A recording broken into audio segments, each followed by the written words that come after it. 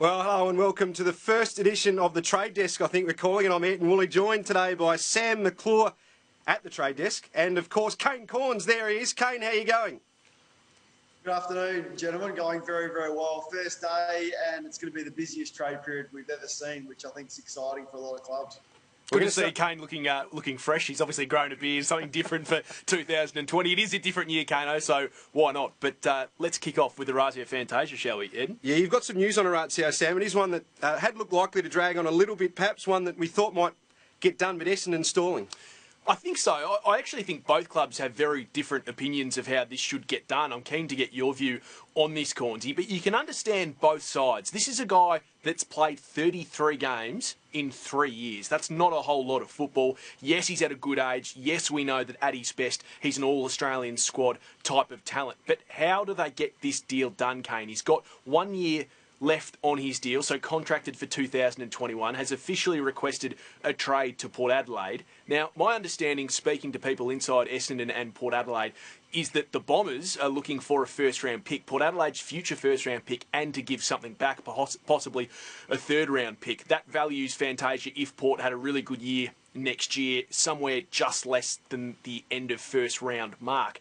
Feels like it could be about right, but I am told significantly today that under no circumstances will Port Adelaide trade that pick. They view next year as a very good draft. They've also got Jace Burgoyne, who is the son of Peter Burgoyne, of course, a premiership great with Port Adelaide, former teammate of yours, Cornsey, in that draft. He'll probably go around the 30 or 40 mark. The current offer from Port Adelaide is pick 28. Is it going to be enough, Cornsey? Probably not, and I'm with you. I can see both sides on this. I think Port Adelaide are desperate to welcome in that goal-scoring power because their midfield is ageing. So if you look at Boak and Gray and Rockcliffe, and there's not a lot of leg speed in there, so they're desperate to get Connor Rozee and Zach Butters through the midfield. Fantasia takes that slot across half forward and adds to the goal-scoring power to free up Rozee and Butters. So they want him, but because he's contracted, you have to give up more than what you're probably prepared to pay. Now, I think they would have thought that pick 28, I think it sits right now, would have been enough. It is unlikely that a player who has declared that he wants out for the last 2 seasons will remain there despite his contract. So I think it'll get done, but it may require that pick 28 plus a Riley Bonner type, who is a Port Adelaide player who can play across half-back to fill that McKenna and also the Sard exit that is vacant at the Bombers across half-back.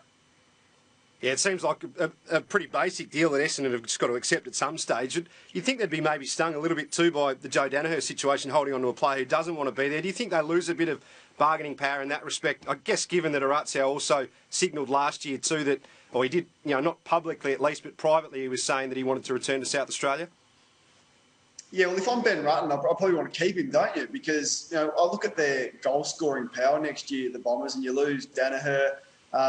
Who's the goal scorers on their list? Stringer capable of doing it? Yes. Tip and Woody. Apart from that, they don't have a key target there. Now, Fantasia's kicked close to 40 goals in the season before. I know he's had his issues with his body, but if I'm Ben Rutten, I'm pretty keen to keep him. The pressure's going to come on the Bombers next year with the players that they lost. Now, he needs wins, and Fantasia helps if he's fit, get him wins. So I'm a little bit with Sam on this. I don't think it's a disaster for the Bombers if at the end of the day, they keep him for another year, try and get his body right, get him in some good form, and then perhaps look at it in 12 months' time and he might be worth a little bit more than what he's worth right now. Yeah, it's an interesting one. I know you want to move on, Ayrton, but that one's fascinating. I actually disagree with Cornsey in the first part that I think it'll get done. I don't think the Bombers will hold on to him. But as Cornsey really aptly suggested there's a whole lot more to this time of the year, and we'll talk about this more on the trade desk, as to just list managers and players and player managers. There's things like, Ben Rutten saying, we've already lost speed in Sard and McKenna. We've lost goal-scoring power in Daniher. Is there a chance we can keep him? It's not all on Adrian Dodoro.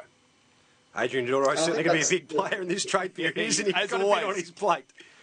And I think that's the case when we look at the Giants as well. Like, we know how much pressure Leon Cameron is under.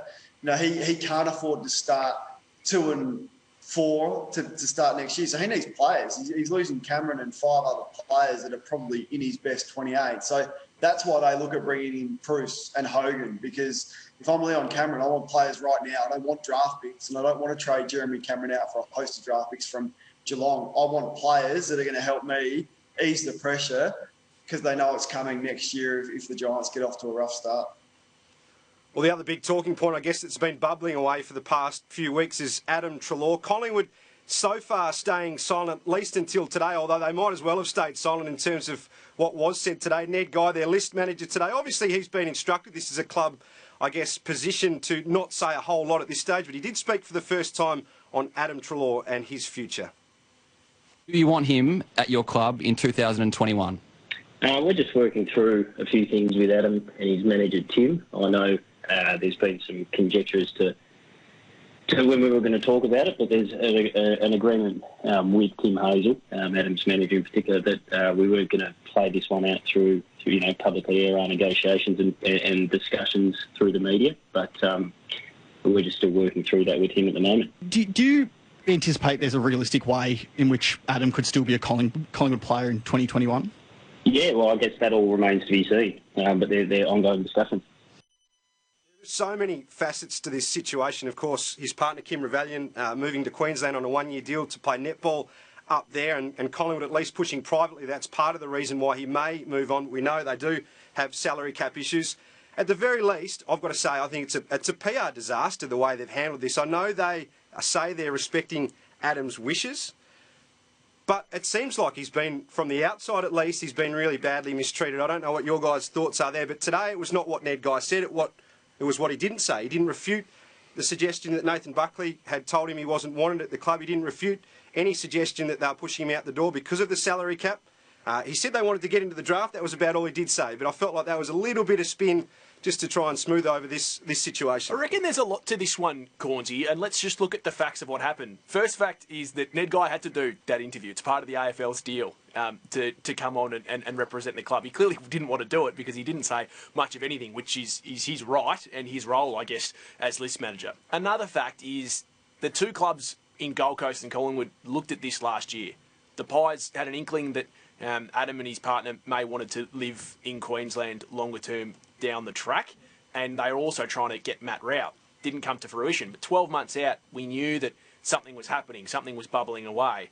I'm not sure I agree fully with Ayrton that it's been as big a disaster as it looks. It's never as bad as it looks, never as good as it looks, as Lee Matthews always says. But I tell you what, it could have been handled a whole lot better from all parties, I reckon, Cornesy. Yeah, no, I think it has been a bit of a PR disaster. The first time Collingwood spoke on the issue was Nathan Buckley on Twitter. And as much as we all admire Nathan Buckley for the role that he's played as coach of Collingwood, he said a whole lot of not much. And he pointed to the rumour and innuendo that has been speculated about Adam in the media. I would argue that 90% of that has been generated by the club not saying anything. I mean, they could have cleared this up weeks ago and cited the fact that Adam has a 4-year contract that he only signed a year ago, and the ink's still drying on that one. So there's questions about that and how they believed he was a player for the long term on such a wage that he is, and how their opinion has changed so quickly and so dramatically on Adam. And then I'll point to the other players as well. And we're talking about, I know you want to move on to Jaidyn Stephenson in a moment, but I think the treatment of him's been equally poor. And Ned Guy spoke today and did not rule out the possibility of Jaidyn Stephenson after only 3 years at the club being traded out. Then there's the Tom Phillips situation, and we're relying on his manager to speak and give information on that. There's Mason Cox. So there's 4 players from Collingwood's best 22 and a couple of real stars that futures are up in the air. And I actually feel for the players. I know Adam Treloar is doing it tough at the moment and is struggling with the way that he's been handled from the club.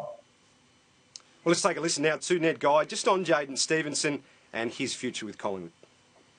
He was on the trade table. Is he a required player with 3 years to run on his deal at the Pies? I touched on before, a conversation with a player doesn't necessarily equate to them leaving. We have all these conversations through exit interviews with players, and I don't think it necessarily means anything's going to happen with any player. Do you see him being at the club in 2021? I guess that remains to be seen. We've got to get through trade period.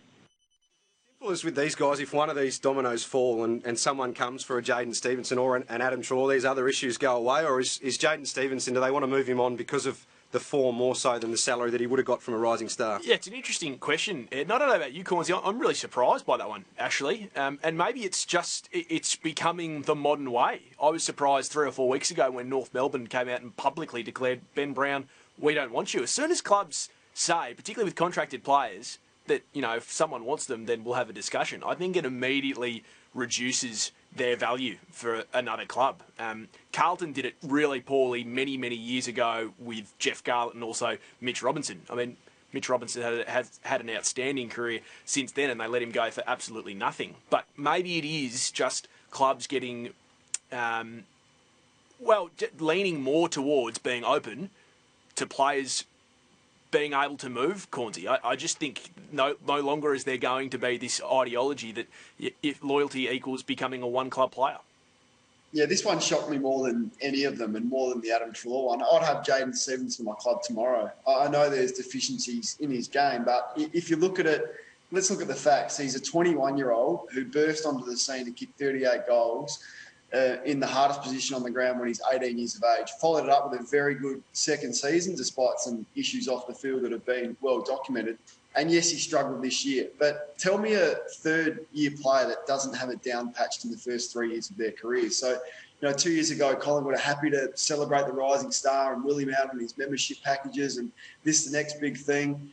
And then one poor season in a really difficult environment where a lot of players struggled, they want to trade him out. It just seems like the absolute easy option for me at Collingwood. What I would be doing, I'd be sitting Jaidyn Stephenson down. And if there's areas off the field that he's not quite living up to what's required as an AFL footballer, I'd be doing that. I'd be supporting him. I'd be getting him in the gym. I'd be bulking him up. I'd be, getting him into some different positions through the pre-season. Those things might have already happened, though, Cornsey. They might have already had those conversations with him.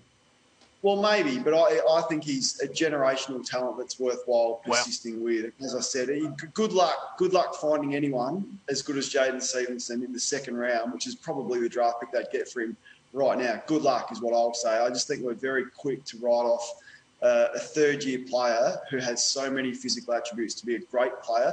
When he first came in, we were always saying, why is this guy not the first pick in the draft? So I just think not many players can do what he's done as a 21-year-old. I'd be backing him in. Cornsey doesn't hand out compliments all that often. He's just called Jaidyn Stephenson a generational talent. So I reckon we all sit up and listen. I'm saying that very, very seriously. Yeah, well, he's got speed. No one can kick goals in modern footy. Look at the leading goal scorers in the competition. He's done it before. He's proven to be able to do it. Yes, maybe the opposition have come for him and come for him hard, and physically he's got to toughen up a little bit and get in the gym and bulk up, but I reckon he can go through the midfield as well. I think he can play on a wing, and guys that can hit the scoreboard are worth their weight in gold. And chuck Jaidyn Stephenson in Richmond's side, how good a player do you reckon he'd be playing a small forward for Richmond? So I just think they should back their player in and support him and show some loyalty towards him, and they'll get some good rewards out of it.